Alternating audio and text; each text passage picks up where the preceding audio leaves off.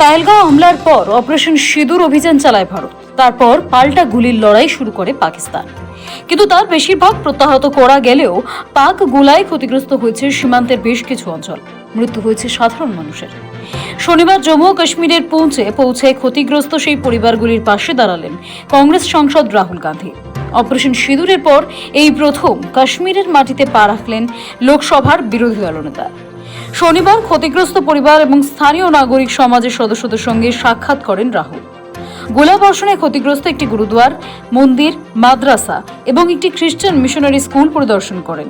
তিনি ক্ষতিগ্রস্ত পরিবারগুলোর প্রতি সমবেদনা প্রকাশ করেন এবং তাদের সমস্যাগুলো জাতীয় পর্যায়ে তুলে ধরার প্রতিশ্রুতি দেন। बहुत बड़ी ट्रेजेडी है। बहुत लोगों की डेथ हुई है, नुकसान हुआ है। लोगों से बातचीत की, उनकी जो समस्या है उनको समझने की कोशिश की।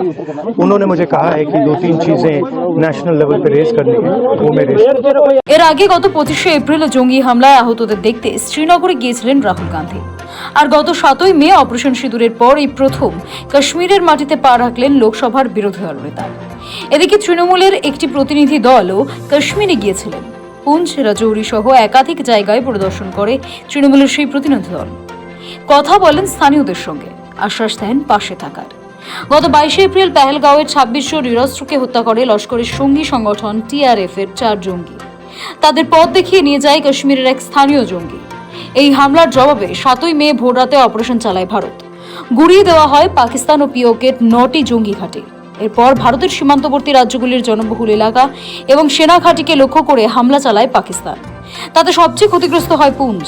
সেই হামলা প্রতিহত করার পাশাপাশি প্রত্যাঘাত করে ভারত। তাতেই তছনছ হয়ে গিয়েছে পাকিস্তানের অন্তত 11টি বায়ু সেনা ঘাঁটি।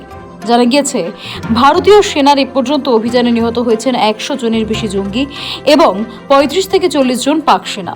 শেষ পর্যন্ত ইসলামাবাদের মিনতিতে সংঘর্ষ বিরতিতে রাজি হয় নয়াদিল্লি। ব্যুরো রিপোর্ট, সময়, কলকাতা।